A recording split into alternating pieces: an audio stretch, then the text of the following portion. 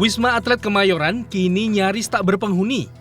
Tidak ada lagi keramaian pasien maupun hilir mudik tenaga kesehatan yang dulu berjibaku melawan COVID-19. Saat ini tercatat 4 pasien yang masih dirawat di RSDC Wisma Atlet Kemayoran. Dari 7 tower yang biasa beroperasi, saat ini RSDC hanya mengaktifkan tower nomor 6. Di tengah kabar penutupan, relawan dan tenaga kesehatan akan tetap memberikan layanan terbaik selama mengabdi di RSDC Wisma Atlet Kemayoran. Jadi untuk Wisma Atlet sampai hari ini masih tetap melaksanakan pelayanan terhadap pasien. Untuk nantinya adalah sesuai dengan keadaan pasien yang menurun, mungkin nantinya akan diberhentikan secara bertahap. Untuk itu kami masih tetap melaksanakan sampai nanti batas waktu pemberhentian itu. Sejak COVID-19 mengamuk, total pasien yang sudah dirawat di Wisma Atlet mencapai 131.195 jiwa. Prinsip kehati-hatian sedianya menjadi pertimbangan pengambil kebijakan sebelum memutuskan menghentikan PPKM, termasuk untuk penutupan berkala Wisma Atlet. Anda kembali bersama kami. Saya mau tanya ke Bang Saleh. Bang Saleh tadi kan kalau disimak kekhawatiran seperti apa yang disampaikan oleh Pak Diki Budiman itu nggak sedikit. Banyak yang juga masih mempertanyakan ini kita siap nggak? Ini sebaran vaksin sudah cukup nggak untuk bisa menciptakan imunitas? Kalau di Komisi 9 bersama dengan kementerian-kementerian terkait termasuk Kementerian Kesehatan seperti apa?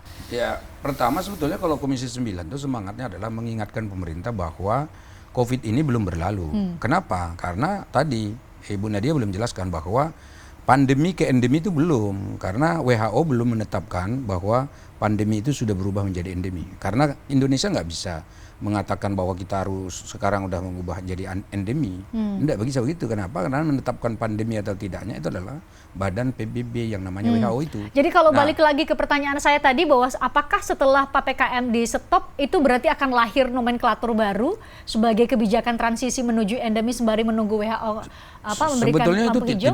tidak perlu karena PPKM itu kan sebetulnya hanya bagian dari manajemen masyarakat supaya masyarakatnya kesadaran terhadap penyakit apa yang disebut dengan COVID ini tinggi.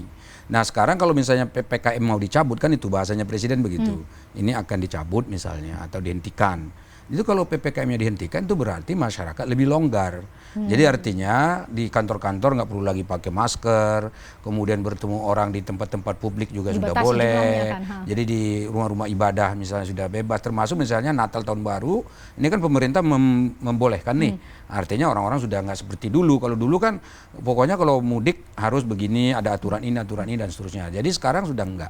Itu artinya pemerintah sudah mencoba membuka ini. Sebetulnya manfaatnya besar ya. Jadi kalau misalnya dilihat apa sih manfaatnya kita mengelonggarkan? Ya setidaknya ruang publik makin terbuka. Kalau ruang publik terbuka, kreativitas dan juga produktivitas masyarakat menjadi tinggi.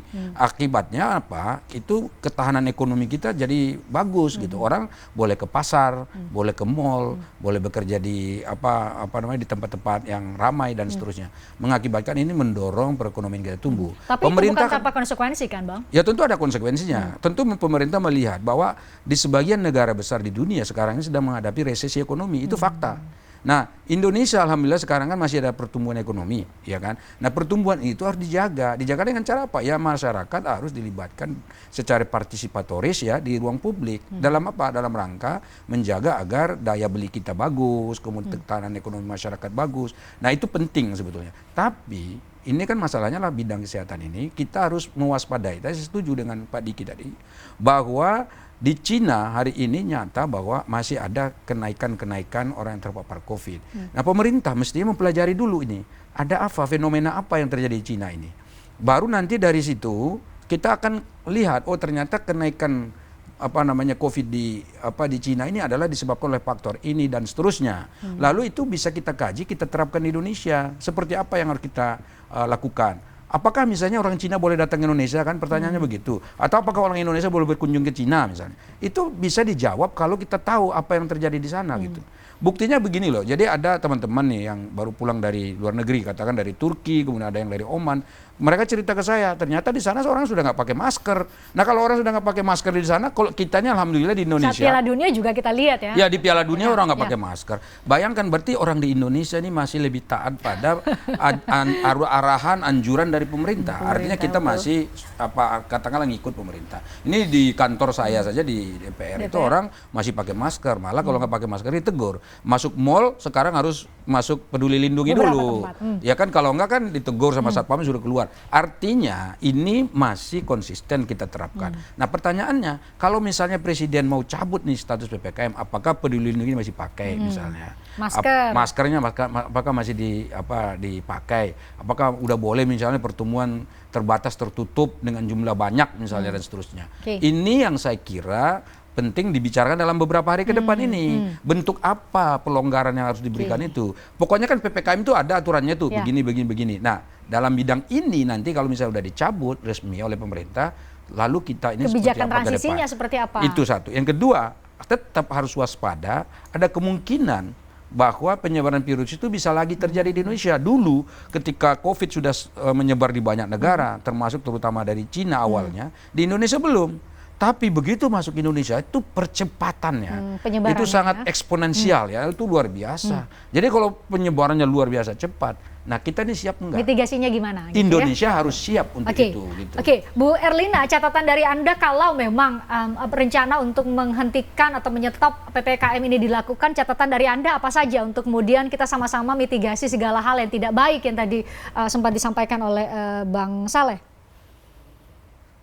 Ya, kalau dari saya mewakili pengurus besar Ikatan Dokter Indonesia, menurut kami melihat sekarang kondisi yang melandai untuk kasus-kasus COVID ini.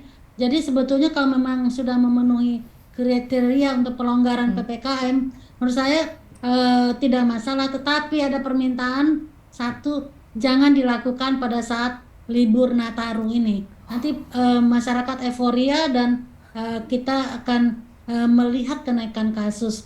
Kalau kenaikannya hanya riak-riak mungkin nggak masalah, tapi kenaikannya kalau sangat tinggi karena mobilitas penduduk yang sangat banyak pada libur Nataru ini, saya khawatir akan terjadi peningkatan kasus. Padahal seperti Wisma Atlet, saat towernya sebagian sudah ditutup, tinggal satu yang dipersiapkan, dan di banyak rumah sakit juga sebetulnya kapasitas untuk tempat tidur untuk perawatan COVID itu juga sudah dikurangi karena memang kasusnya sudah sedikit.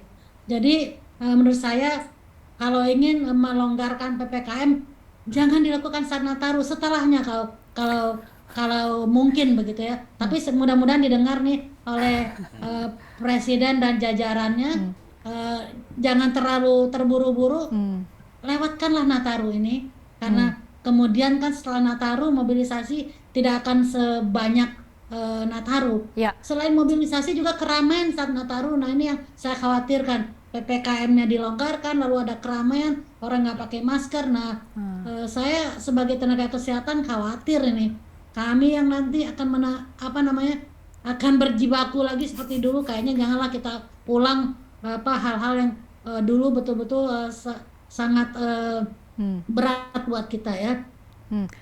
Tetapi kalau dengan data-data yang saya lihat sekarang kita kan harus bicara data kalau mengambil suatu keputusan. Kalau melihat data bahwa bor rumah sakit di bawah 5%, kemudian angka kematian juga menurun, positivity rate Indonesia di bawah 5%, kemudian juga kasus yang cenderung melandai dan terkontrol, mestinya sih ke arah pelonggaran PPKM sih oke-oke aja ya. Saya setuju, apalagi tadi Bu Nania mengatakan bahwa ada prevalence survei antibody yang menunjukkan bahwa sebagian besar penduduk Indonesia ini ternyata sudah punya antibody yang kemungkinan banyak dari infeksi yang natural ya, infeksi alamiah. Tapi kemudian kan ada vaksinasi juga. Jadi kalau saya sih merasa kita ke arah yang cukup baik ya.